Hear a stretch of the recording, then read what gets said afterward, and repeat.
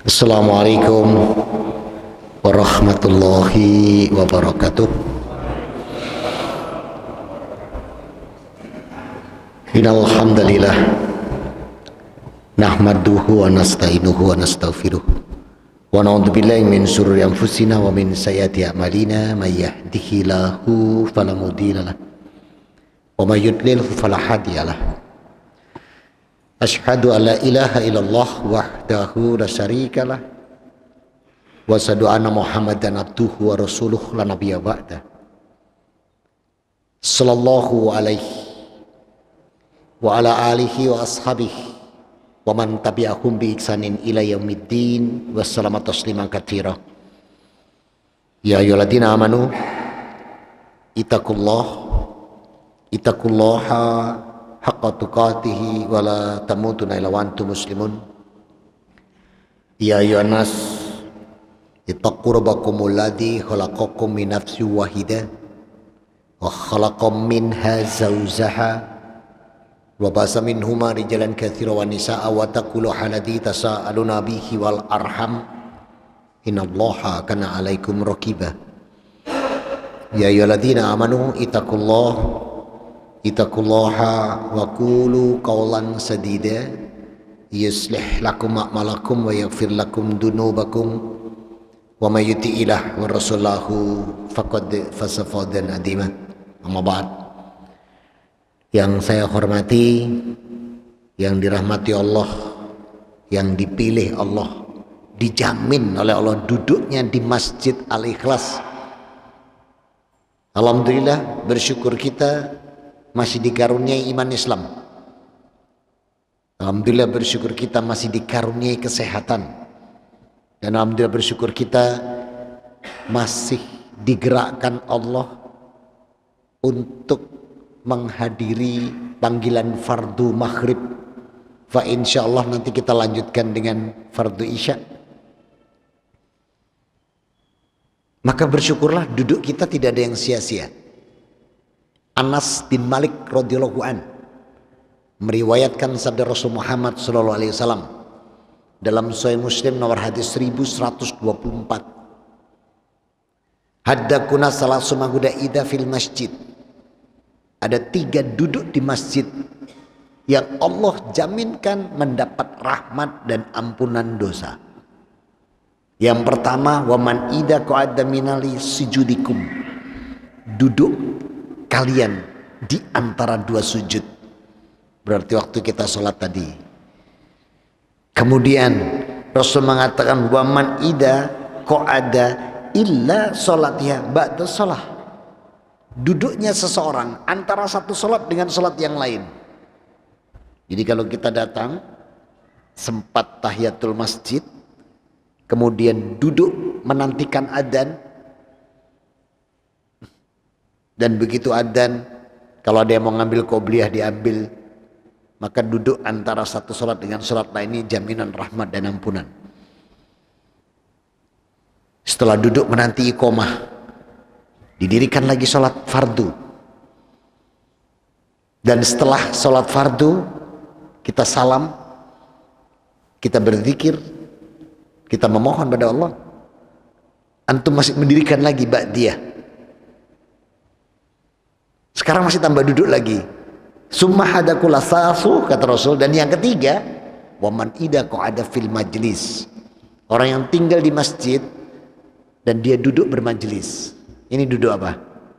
Bermajlis. Berarti perjalanan antum dari rumah ke Masjid Al-Ikhlas ini, duduk antum sejak tadi duduk sampai nanti pulang duduknya, tidak ada satupun duduk yang sia-sia. Karena Rasul tegas mengatakan wa kanat salatuhu wa masyu ilal masjid nafilat wa ida qa'ada maghfirallahu. Maka orang-orang yang melangkahkan kakinya ke masjid itu, langkah dia, duduk dia itu nafilat, rahmat yang dilipatkan dan ampunan dosa. Maka marilah kita banyak bersyukur sebesar apapun nikmat yang diberikan. Meskipun dalam kondisi yang cukup berat di tengah-tengah pandemi ini, senantiasa bersyukur agar nikmat-nikmat ini Allah tambahkan. Sebagaimana janji Allah dalam surat Ibrahim, surat ke-14 di ayat yang ke-7, wa itta'adana rabbukum lain syakartum la'azidannakum. Maka barang siapa mensyukur nikmatku, aku akan tambahkan nikmat-nikmat ini bagimu. Semoga kita yang hadir ini di hadapan Allah kita dikategorikan hamba-hamba yang abadan zakurah. Amin. Allahumma amin. Salam dan salawat senantiasa tercurahkan pada junjungan kita Nabi Muhammad sallallahu alaihi wasallam, yang karena beliau yang telah dipilih oleh Allah Rabbuna wa ta'ala, maka kita diharapkan mampu mencapai derajat hamba-hamba yang muttaqin, sehingga kita mencapai husnul khatimah dan ahlul jannah. Amin. Allahumma amin. Saudara-saudaraku, hari ini tanggal berapa ini? Duh, sampai gak diwedi. Sekarang tanggal 15 Rajab. Ya. Ada apa dengan tanggalan ini? Nanti kita korelasikan dengan milik mereka atau di luar Islam. Coba kita buka surat 9 ayat 36. Inna iddatas suhuri indallahi ithna asyara sahram fi kitabillah yauma khalaqas samawati wal arda minha arba'atum hurum dalikat dinul qayyim fala tadlimu fihina anfusakum wa qatilnal musyrikina kafatan kama yuqatilunakum kaffah wa'lamu annallaha ma'al muttaqin. Nah, boleh dibaca terjemahnya 936 At-Taubah. Sesungguhnya jumlah bulan menurut Allah ialah 12 bulan, sebagaimana dalam ketetapan Allah pada waktu Dia menciptakan langit dan bumi. Di antaranya ada 4 bulan haram. Itulah ketetapan agama yang lurus. Maka janganlah kamu menjalimi dirimu dalam bulan yang 4 itu, dan perangilah kaum musyrikin semuanya sebagaimana mereka pun memerangi kamu semuanya. Dan ketahuilah bahwa Allah beserta orang-orang yang takwa. Nih, satu ayat ini sangat luar biasa. Ayat ini kenapa demikian? Sebab yang pertama, Rabbuna wa ta'ala katakan bahwa jumlah bulan itu 12. Yauma khalaqas samawati wal ardo, sejak Allah menciptakan langit dan bumi. Minha arba'atum hurum, dan ada 4 bulan diharamkan. 4 bulan yang diharamkan Allah ini diuraikan Rasul tercinta Muhammad sallallahu alaihi wasallam dalam 5 kitab hadis masyhur, Bukhari, Muslim, An-Nasa'i, kemudian Baihaqi dan Musnad Ahmad. Siapa perawinya? Abu Bakrau radhiyallahu an. Rasulullah sallallahu alaihi wasallam qol minha arba'atum hurum salasu mutalawiyatu. 4 bulan yang diharamkan Allah ini yang 3 diurutkan, yakni Dzulqa'dah bulan 11, Zulhijjah bulan 12, tutup tahun masuk tahun baru Muharram bulan 1. Kemudian Rasul lanjutkan wasyahru Rajab mudara Jumada wa Sya'ban. Satunya itu Rajab yang diapit Jumadil Akhir dan Sya'ban. Berarti sekarang kita ada di bulan haram. Dan tadi Allah berfirman dengan kalimat setelah dikatakan fala tatlimu fihina anfusakum. Jangan kalian mendolimi, menganiaya diri, menyanyiakan di 4 bulan itu, Dzulqa'dah, Dzulhijjah, Muharram, Rajab. Kenapa? Saya ambil dari Sahih Muslim nomor hadis 1945. Siapa perawinya? Abu Hurairah radhiyallahu an. Rasul bersabda, kullu amalan ibnu Adam hasanatu asru amsaliha illa sab'a miyadifin. Karena di 4 bulan ini satu amal kebaikan anak cucu Adam Allah berikan pahalanya minimal 10 kali ila sab'amia di'fin, sampai dengan sab'amia di'fin. Sab'a berapa? 7. Mia bukan yang jaga warung kopi ya, ratus, di'fin 1000. Bayangin kita dikasih Allah satu amal kebaikan dilipatkan minimal 10 kali. Kalau kita sholat berjamaah tadi yang Rasul katakan man hadda iqamatas sholata fil masjid ada jami'atun hadda kula sab'a isrin, pahalanya dikasih 27 kan sama Rasulullah.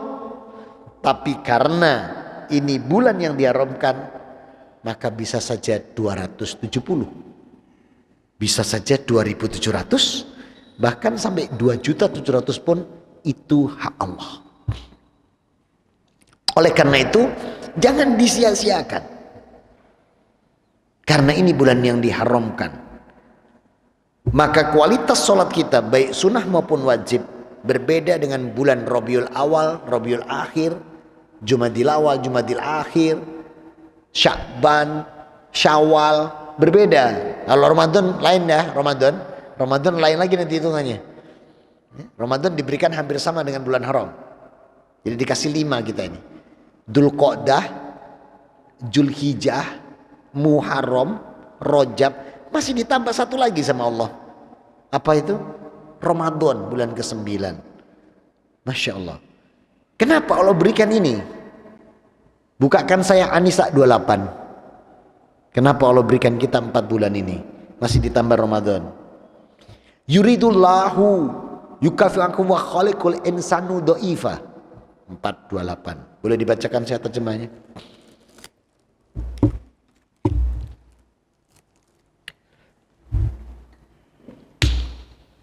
Allah hendak memberikan keringanan kepadamu karena manusia diciptakan bersifat lemah. Nah, kita ini lemah. Tidak mungkin tidak berbuat salah. Tidak mungkin tidak berbuat dosa. Tidak mungkin tidak khilaf. Tidak mungkin tidak terjerumus. Tidak mungkin kita ini tidak melakukan yang tidak sengaja. Pasti. Kenapa? Saya ambil yang diriwayatkan oleh Imam Bukhari dan Imam Muslim, diambil dari hadis qudsi Rasul Muhammad SAW. Qala Rasulullah SAW, Qallallahu azza wa jalla, ya ibadi innakum tukhti'una billaili wa nahar. Wahai hambaku, kalian itu pasti berbuat dosa dan salah baik malam maupun siang. Wa ana aghfir lahu dunuba jami'a, dan aku Allah Rabbmu mengampuni semua dosa. Fastaghfiruni wa afir lakum, maka mintalah ampun padaku, kata Allah, aku ampuni. Apalagi ini bulan-bulan yang diharamkan, maka ambil kesempatan ini. Sebab dosa, salah, kilaf, keterjerumus, terjebak, kemalasan, kelalaian yang numpuk ini gak akan mampu kita mengikisnya kalau tidak dibantu Allah dengan 4 bulan ini masih ditambah Ramadan. Maka satu amal kebaikan kita itu tujuannya Allah berikan yuridullahu, kemudahan agar mampu mengalahkan catatan amal-amal kita yang kurang. Justru amal yang kurang ini catatannya lebih banyak daripada kebaikan. Nah, kita dibantu Allah sebab kita ini lemah. Kalau nggak dibantu nggak sanggup kita. Kita ini alamat nyenyek tun. Ini Allah banyak membantu kita. Nah, kemudian lihat, fala tadlimu fihina anfusakum. Kemudian Allah katakan apa? Wa qatilunal musyrikina kafatan kama yukatinakum kafah wa'lamu anallaha ma'al muttaqin. Kenapa Allah katakan ini di 936? Orang-orang musyrik dan orang kafir itu tidak pernah berhenti. Tidak pernah berhenti. Selalu berusaha memerangi kita dengan tujuan agar kita sama dengan mereka menjadi kafir. Coba buka 489. An-Nisa 8. Waddu law takfuruna kama kafaru bisain wa takununa. Bacakan saya terjemahnya. 489. Jadi mereka tidak pernah berhenti. Dan itu Allah firmankan di surah 489.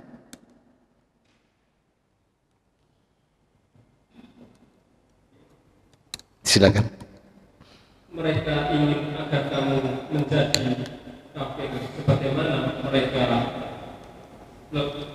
telah menjadi kafir, sehingga kamu menjadi sama dengan mereka. Ya. Janganlah kamu jadikan dari antara mereka sebagai teman-temanmu sebelum mereka berpindah pada jalan Allah. Apabila mereka berpaling, maka tawarlah mereka dan bunuhlah mereka dimanapun mereka kamu temukan. Masya Allah. Dan janganlah kamu jadikan seorang pun di antara mereka sebagai teman setia dan penolong. Tuh, mereka tidak pernah berhenti, selalu memenangi kita. Contoh yang nyata, ini siaran langsung, ini rekaman. Nanti waktu penayangan dipotong ya, jaga ustadznya bebe ya, izin Tor, nanti waktu penayangannya mohon dipotong. Ini saya mau menunjukkan ini kristologi ini ya. Bukakan saya 1 Korintus pasal 7 ayat 40. Jadi biar tahu bagaimana mereka cara memerangi kita ya. Dan bagaimana si Paulus ini. Jadi kalau saya ngaji nggak full kristologi, ilmu Islamnya tetap dapat antum. Nah terus baru kita korelasikan dengan ya, nah itulah yang mungkin tidak ustadz lain punya. Kalau kristologi itu nanti antum bosen. 1 Korintus 7 ayat 40. Lihat bagaimana cara si Paulus ini menanamkan keyakinan bahwa Tuhan itu 3. Dan itu dia tanamkan sekarang dengan cara mengajak umat kita ikut ibadah bareng-bareng. Ya. Kemarin sampai ikut ngelutus dah hari Natal ke gereja. Tidak ada yang ngelutus ya. Aliklas nggak ada yang ngelutus ke sana ya. Yang di video saya banyak ini teman-teman bawa rebana nyanyi di sana jingle bells bareng-bareng. Ya. Ini Aliklas mudah-mudahan tidak ikut ngelutus ke sebelah sana ya. Padahal dekat. Udah ketemu 1 Korintus 7:40. Iki nek gak ketemu Google ngene iki. Oh, mau iki mulai diodel-adel maneh. Dibulet nambah Google. 1 Korintus pasal 7 ayat 40. Ketemu? Penting ini. Inilah yang menjadikan mereka percaya bahwa Tuhan itu 3. Dan Roh Kudus itu bersama si Paulus itu. Coba dibaca. Udah ketemu. Antum, nah itu yang sudah ketemu itu. Ini nih. Oh ya.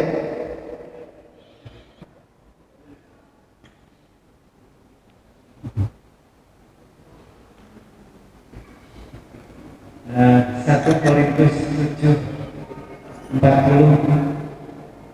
Tetapi menurut pendapatku ia lebih berbahagia kalau dia tetap tinggal dalam keadaannya. Dan aku berpendapat bahwa aku juga mempunyai roh Allah. Nah, terus Akan tetapi menurut pendapatku ia akan lebih berbahagia jika ia tetap dalam keadaannya. ya, Dan menurutku aku juga mempunyai roh Allah. nah tuh. Jadi menurutku aku punya roh Allah. Jadi Paulus itu mengatakan Roh Kudus itu ada pada dirinya. Makanya dia jadi paus pertama. Dan bisa mengajak sampai sekarang jumlahnya 4,7 miliar manusia yang percaya bahwa Allah sekarang itu ada di diri paus.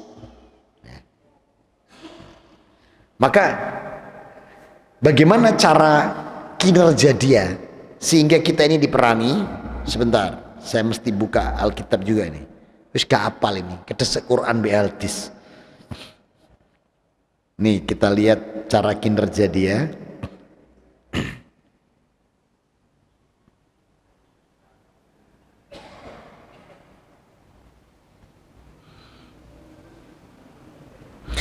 Bukakan saya 1 Korintus pasal 9 ayat 20 sampai 23. Nah, nanti yang ini nih yang dihapus ya. Jadi nanti kajian saya yang ditayangkan khusus yang Islamnya aja.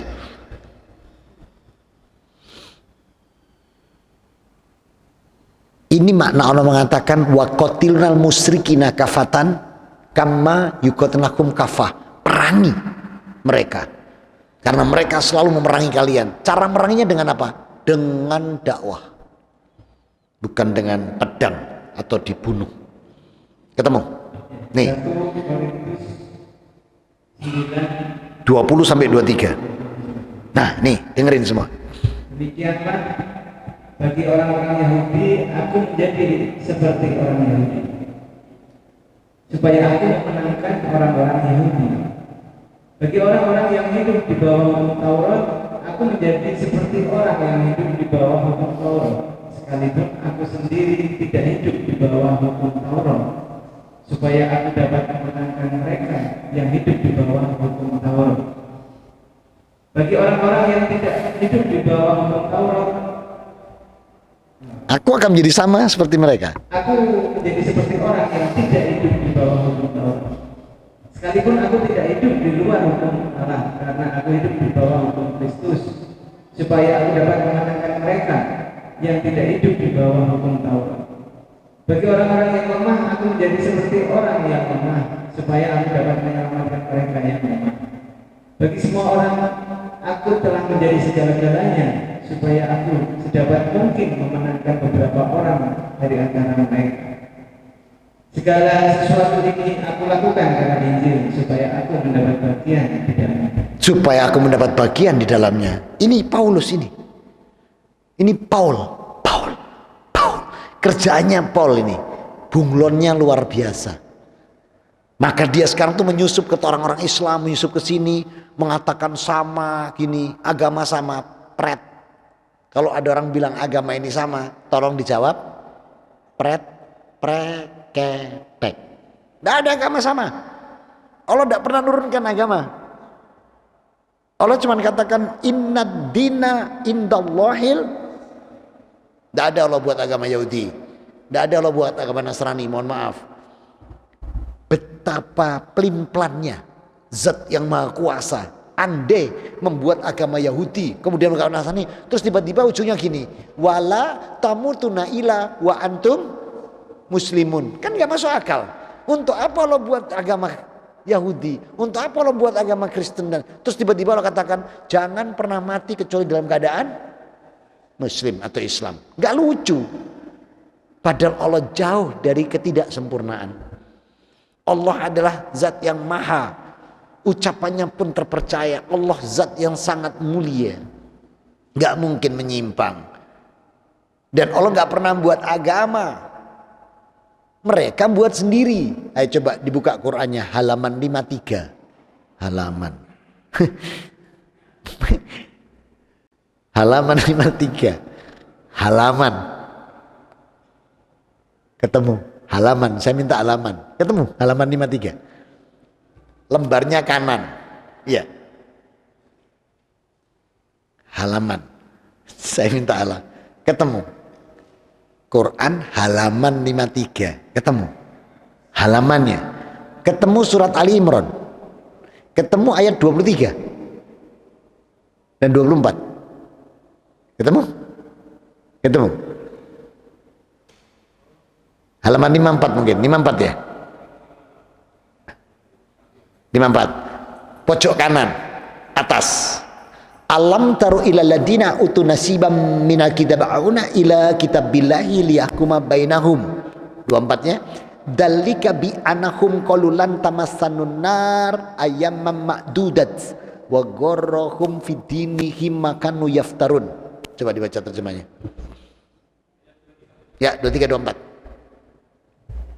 Tidakkah engkau memperhatikan orang-orang yang telah diberi bagian kitab Taurat. Mereka diajak berpegang pada kitab Taurat untuk meluruskan perkara di antara mereka. Kemudian sebagian dari mereka berpaling, seraya menolak kebenaran. 24-nya, dalika bi anakum kullan tamassanun nar.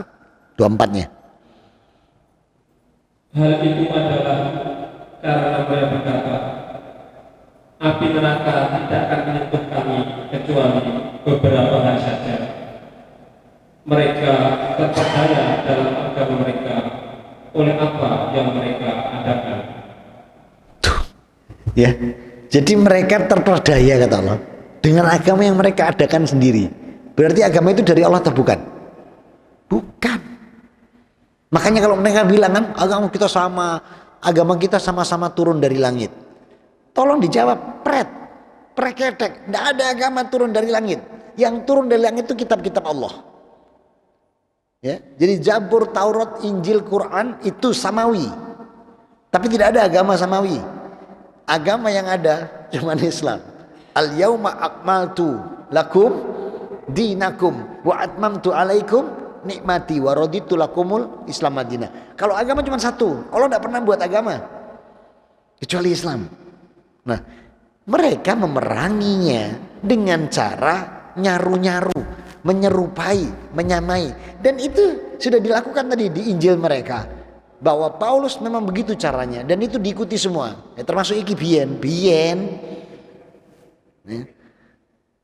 Nah, saudara-saudaraku, maka disinilah kita oleh Allah diperintahkan wa qatilnal musyrikina kafatan, perangi. Kenapa? Karena mereka juga memerangi kalian kata Allah. Nah, cara memeranginya gimana? Cara memeranginya surat 12 108. Ini cara memeranginya. Ud'u fisabili ana manib basuratin wa ana manit taba'ani wa subhanallah wa ana minal musyrikin. Ini cara memeranginya. 12:108 Yusuf. Ini cara memeranginya. Katakanlah Muhammad, inilah jalanku. Aku dan orang-orang yang mengikutimu mengajak kamu kepada Allah dengan yakin. Maha suci Allah dan aku tidak termasuk orang-orang musyrik. Tuh, ini cara memeranginya. Bahwa kita diperintahkan Allah untuk menunjukkan ini lo yang benar, bukan seperti kamu. Nah, cuman caranya gimana caranya? Ali Imran 159. Fabima rahmatim minnallahil lintalahum walau kunta min hauli fa'fu anhum wastaghfir lahum wasafil amri. Ini caranya. Jadi perintahnya disertakan di 12:108, pelaksanaannya di surat 3:159. Coba dibaca. Fabima rahmatin minallahi lintalahum. Maka berkat rahmat Allah engkau Muhammad berlaku lembut terhadap mereka. Sekiranya engkau bersikap keras dan berhati kasar, tentulah mereka menjauhkan diri dari sekitarmu. Karena itu maafkanlah mereka dan mohonkanlah ampunan untuk mereka, dan bermusyawarah dengan mereka dalam urusan itu. Wa idza azamta, Kemudian apabila engkau telah membulatkan tekad, maka bertawakallah kepada Allah. Sungguh Allah mencintai orang yang bertawakal. tuh. Jadi kita tuh punya tugas menunjukkan jalan yang benar. Ini yang Allah katakan wa qatilunal musyrikina kafatan. Kenapa? Kama yukatilnahum kafah. Karena mereka mesti memerangi kamu, nggak pernah berhenti. Dan mereka berusaha menjadikan kalian itu sama seperti mereka supaya sama-sama kafir. Dan ini nas firman Allah. Maka kita suruh merangi. Dengan apa? Dengan dakwah, bukan dengan pedang. Nasrani yo, jures, bukan. Perangi dia. Dan cara memeranginya menunjukkan kebenaran jalan Allah. Dengan kelembutan. Makanya kalau ngajak gini lah, ayo kapan-kapan ngaji ya. di Masjid Al-Ikhlas. Kenapa? Ustadznya ganti-ganti. Ada hari kajian tertentu, banyak ilmu. Ayo ngaji, enak kan ngajaknya. Lah sampean ngajak ngene, ngaji nang ikhlas. Cek pinter awakmu. Loh, sing dijak ngene. Oh berarti aku goblok kan gitu. Nggak mau ngaji deh. Maka cara mengajak pun itu pengaruh. Rasul Muhammad Sallallahu Alaihi Wasallam mampu mengembangkan Islam di awal-awal Islam ini. Begitu banyak pengikutnya karena Rasul cuma pakai 2 senjata. Apa? Tauhid dan akhlak. Tauhid dan akhlak. Jadi Rasul sukses itu hanya dengan 2 senjata. 13 tahun di Mekah senjatanya cuma tauhid, akhlak, tauhid, akhlak. Beliau tunjukkan akhlak beliau yang begitu mulianya, yang begitu bersahajanya, begitu lembutnya. Maka kita pun diminta seperti itu. Nah, lalu dalam dakwah-dakwah kita, apa aturan-aturan yang Allah tetapkan? Pertama kali yang Allah tetapkan itu aturan ada Allah letakkan di Al-Baqarah 42. Ini penting. Jadi kalau kita sudah tahu teori yang Allah tunjukkan, bahwa kita disuruh menyampaikan kebenaran jalan Allah. Ana wa mani taba'ani, aku dan semua pengikutku, kata Rasulullah, punya kewajiban menyampaikan jalan Allah yang lurus. Kemudian dengan kelembutan, dengan kesabaran. Nah di ayat 42 Allah berfirman, wala talbisul haqqa bil batili wa ta'tumunal haqqa wa antum ta'lamun. Baca. Dan janganlah kamu campur adukan kebenaran dengan kebatilan. Dan janganlah kamu sembunyikan kebenaran sedangkan kamu mengetahuinya. Tuh. Jadi kita tidak boleh membiarkan kebatilan itu bercampur dengan kebenaran. Lah kok saiki sampean malah ngeludus, hari Rabu sampean ke kelenteng, hari Kamis sampean main-main ke pura bareng-bareng, nanti kalau Ahad nang gereja lah wedi. Padahal perintahnya jangan mencampur adukkan. Apalagi kamu mengetahui imam kita tadi surat maghrib, imam kita bacakan surat 109, 6 ayat di sana. Wala ana abidum abatum wala antum abiduna ma'abud. Aku bukan penyembah apa yang kamu sembah, dan kamu pun juga bukan penyembah apa yang aku sembah. Lakum dinukum waliyadin. Mereka menyembah selain Allah. Lah kenapa antum jadi ikut-ikutan? Nah, terus payungnya, wah, perangnya begitu sekarang, perangnya ini payungnya begini, toleransi. Itu payungnya. Sehingga kalau umat Islam nggak bisa radikal, keras, kuno. Duh, kita ini sudah toleransi. Tetangga kita ke gereja, pernah enggak sampean cegat? Kata nanti mas, nang gereja, lu tak ajar awakmu. Nang Al-Ikhlas, nang gereja musyrik sirik, ada orang Islam seperti itu. Wong gendeng itu namanya. Maka ada orang mau ke gereja, silakan, ndak ngurus kita. Karena apa? Allah katakan lakum dinukum waliyadin. Ada orang tukang becak kayak taksi kayak apa, nyegat, stop, mau ke gereja. Kira-kira sopirnya ngomong gini enggak? Kemana? Ke gereja? Samain supir dewi? Kan enggak, tetap diantarkan kok. Itu hanya, ini sudah toleransi gitu. Bukan berarti kita mencampur adukkan ikut serta di sana. Nah ini kerja siapa seperti ini nih? Mau tahu kerja siapa? Bukakan saya surat 17. Surat 7. Fabima agwatan la unzana siratal mustaqim. 7:16. Al-A'raf ayat 16. Ya, qalla fabima aqwatani la aqudana lakum siratal mustaqim. Langsung sambung nanti ke 17-nya. Summa la aitainahum min baini aidihim wa min khalfihim wa an aymanihim wa an syamalihim wa la tajidu aktsarahum syakirin. Silakan.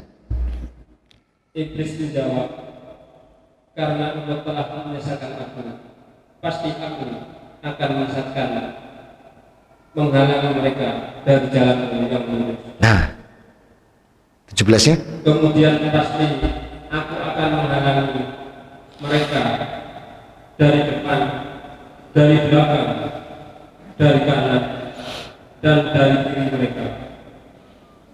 Dan engkau tidak akan mendapati kebanyakan mereka bersyukur. Tuh. Jadi ini sudah sumpahnya iblis ini. Iblis sudah sumpah, hambamu itu akan tak jauhkan dari petunjukmu yang lurus. Petunjuknya itu untukmu, agamamu tuh bisa belok. Oh gak popo, gak boleh ya, dibelokkan. Dan dia akan hadang dari depan, dari belakang. Iblis itu dulu paling banyak itu di Eropa sama Amerika. Iya. Sekarang iblis tuh ngeluh ngerasa Eropa sampai Amerika. Kenapa? Pertumbuhan Islam sekarang 300% di Belgia, London, ya, kemudian Jerman. Saya ada data autentiknya ada. Ya. Kapan-kapan nanti saya tuh gak di laptop mana itu apa. Besok saya bawa eksternal hati saya aja ya kalau ke sini. Nah gitu aja deh. Jadi biar saya nanti bisa ini tayangkan bukti-bukti autentiknya itu. Perkembangannya. Jadi iblis ngeluh ngerasa Amerika itu perkembangannya 300%. Dan itu pemuda-pemuda yang intelektual, yang belajar, yang pindah Islam. Iblis ngeluh saiki, terus ngene, nang Indonesia apa? Enak goblok-goblok sak dibujui. Ngono jare iblis. Saudara-saudaraku. Jadi ini ternyata kinerjanya iblis dan bala tentaranya. Inilah bedanya antara Allah, kita dan iblis. Kalau Allah itu zat yang nggak tidur. Kalau iblis nggak mau tidur. Sebab kalau dia tidur rugi. Nah kalau kita jamaah ahli kelas ini ketiduran. Ini bedanya. Maka saudara-saudaraku, ayo. Wa qatilnal musyrikina kafatan kama yuqatilukum kafah. Perangi kata Allah. Karena mereka tidak akan berhenti memerangi kalian. Nah, oleh karena itu ketika bulan-bulan ini dimanfaatkan dengan yang tidak di bulan-bulan yang diharamkan ini, maka jangan disia-siakan. Perbanyak amal soleh, perbanyak amal ibadah. Kalaupun tidak bisa mengingatkan sendiri, hadda salasu ma kunna fiha. Ada 3 cara kata Rasul. Hadda kulamina yadaih. Kalau mampu dengan power atau tangan, dengan tangan. Babah idza qalimina adau minal lisan. Kalau enggak pakai lisan. Kalau lisan sendiri enggak mampu, pinjem lisan orang yang didengar, yang mampu untuk menyampaikan. Kemudian yang ketiga, wadaina minal qalbi. Itu yang paling rendah dalam hati atau dengan doa. Nah, itulah cara kita jangan menyanyiakan diri di bulan-bulan yang dimuliakan ini. Dan kenapa bulan-bulan dimuliakan? Saya datang kemarin lagi bulan depan berarti. Bulan depan berarti tanggal berapa? Sudah ganti bulan kayaknya. Sya'ban ya. Atau saya selesaikan sekarang aja sedikit. Jadi kenapa Dzulqa'dah itu diharamkan Allah? Karena ini masa transisi untuk menuju kepada bulan 12. Di mana di bulan 12 ini ada peristiwa ketaatan seorang hamba, keikhlasan seorang hamba, dan totalitas seorang hamba kepada Allah. Maka bulan ini diharamkan. Siapa itu? Nabi Ibrahim alaihissalam dan putranya Nabi Ismail alaihissalam. Sehingga akhirnya bulan ini Allah haramkan dan kita disyariatkan melakukan penyembelihan hewan kurban sama seperti Nabi Ibrahim, melaksanakan tawaf, melaksanakan sa'i, bercukur dan wukuf. Maka bulan Zulhijjah diharamkan. Kenapa Dzulqa'dahnya diharamkan? Menuju bulan 12 orang naik bagel, naik onta, naik kuda. Sekarang naik pesawat enak, itu aja capek. Apalagi yang naik bagel, naik onta, naik kuda. Kalau orang capek, otaknya gampang, temperamen tinggi. Makanya larangan bertengkar, bertikai, saling membunuh, saling menghujat, saling jidal, itu di bulan Dzulqa'dah. Makanya Dzulqa'dah diharamkan Allah. Zulhijjah diharamkan karena ada peristiwa ketaatan hamba. Sampai kita diperintahkan di surat 22 ayat 34 untuk mengikuti Nabi Ibrahim. Surat 22 ayat 34. Arabnya gimana? Sedikit.